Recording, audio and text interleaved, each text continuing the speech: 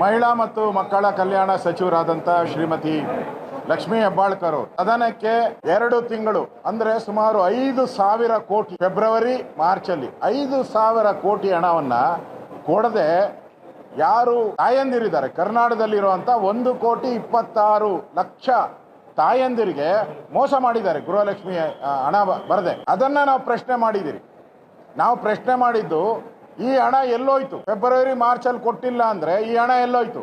April ಅಲ್ಲಿ ಕೊಟ್ಟಿದ್ದೀನಿ, October ವರ್ಗ ಕೊಟ್ಟಿದ್ದೀನಿ. ಪ್ರಶ್ನೆ ಈ 2 ತಿಂಗಳು ಹಣ ಎಲ್ಲೋಯ್ತು ಅಂದ್ರೆ ಆ ಟೈಮಲ್ಲಿ ಫೆಬ್ರವರಿ ಮಾರ್ಚ್ ಅಲ್ಲಿ ನಿಮ್ ಖಜಾನೆ ಖಾಲಿ ಆಗಿತ್ತಾ?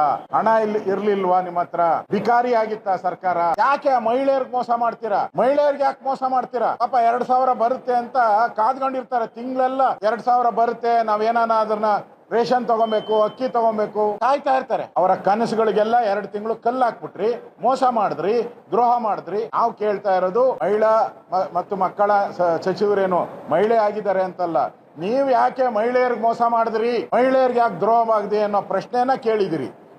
ಆದ್ರೆ ಸದನದಲ್ಲಿ ಅವ್ರು ಉತ್ತರ ಕೊಡಬೇಕಾದ್ರೆ ಅವ್ರು ಹೇಳ್ಬೇಕಾಯ್ತು ತಪ್ಪಾಗಿದೆ, ನಾನು ಫೆಬ್ರವರಿ ಮತ್ತು ಮಾರ್ಚ್ದು ನಿಮ್ಮ ಈ ಸದನ ಮುಗಿಯೋದ್ರೊಳಗಡೆ ಅವ್ರ ಅಕೌಂಟ್ಗೆ ಒಂದೇ ಸರಿ ಹಾಕ್ಬಿಡ್ತೀನಿ ಅಂತ ಹೇಳಿದ್ರು ನಾವು ಕ್ಷಮಿಸ್ಬಿಡ್ತಾ ಇದ್ರಿ. ಹಣನೂ ಹಾಕಿಲ್ಲ, ಕ್ಷಮೆನೂ ಕೇಳಿಲ್ಲ. ಅಧಿಕಾರಿಗಳು ತಪ್ಪುಗಳನ್ನ ಬರ್ಕೊಟ್ರೆ ಅದನ್ನೇ ತಂದು ಓದ್ತಿರಲ್ಲ. ಯಾಕೆ ನಿಮ್ಮ ಹೊಡೆದಾಟ ಜಗಳ? ಮುಖ್ಯಮಂತ್ರಿಗಳು ಇಳಿಸೋದು ಏರ್ಸೋದು ಈ ಜಗಳದಲ್ಲಿ ಸದನ ಯಾಕೆ ನಡೆಸ್ತೀರಾ? ಸದನ ನಡೆಸೋ ಅಂತ ಅವಶ್ಯಕತೆ ಏನಿತ್ತು? ಇಡೀ ಸರ್ಕಾರ ಒಟ್ಟಾಗಿ ಬಂದು ಇಲ್ಲಿ ಸದನದಲ್ಲಿ ಕೂತ್ಕೊಬೇಕಾಯ್ತು. ಇಲ್ಲಿ ಈ ಸದನದಲ್ಲಿ ಬಂದಿರುವಂತ ಮಂತ್ರಿಗಳು ಯಾರಾಗ ಒಟ್ಟಾಗಿ ಯಾರು ಕೂತಿಲ್ಲ, ಎಲ್ಲ ಡಿವೈಡೆಡ್ ಆಗಿದ್ದಾರೆ. ಲಕ್ಷ್ಮಿ ಹಣ ಬರ್ತೈತೆ ನಮ್ಮ ಅಕೌಂಟ್ಗೆ, ಅನ್ನ ತಗೊಳೋಣ, ಅದನ್ನ ರೇಷನ್ ಪಡಿಯೋಣ ಅನ್ನೋ ಇದರಲ್ಲಿ ನೀವು ಅವರ ಆಸೆಗೆಲ್ಲ ಉಪವಾಸ ಮಾಡಿಬಿಡ್ರಿ, ತಣ್ಣೀರ್ ಬಟ್ಟೆ ಹಾಕ್ಬಿಟ್ರಿ ಅವ್ರ ಹೊಟ್ಟೆ ಮೇಲೆ. ನಾಚಿಕೆ ಆಗ್ಬೇಕು ಈ ಸರ್ಕಾರಕ್ಕೆ. ಮಾನ ಮರ್ಯಾದೆ ಇದ್ರೆ ಈ ಸರ್ಕಾರ ಇಮಿಡಿಯೇಟ್ ಆಗಿ ಅವ್ರ ಅಕೌಂಟ್ ದುಡ್ಡು ಹಾಕಿ, ಗೌರವ ಇದ್ರೆ ಹಾಕಿ. ಮತ್ತೆ ಯಾಕೆ ತಪ್ಪಿಸ್ತ್ರಿ? 5,000 ಕೋಟಿ ನುಂಗ್ಬಿಟ್ಟಿರೋರು ಗೊತ್ತೇ ಆಗ್ತಾ ಇರಲ್ಲ.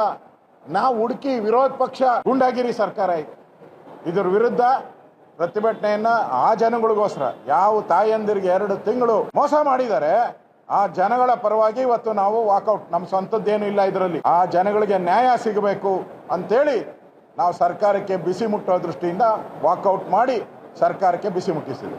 ಆ ತಾಯಂದಿರ ಅಕೌಂಟ್ಗೆ 4,000 ರೂಪಾಯಿ ಆಗೋವರೆಗೂ ನಾವು ಬಿಡಲ್ಲ.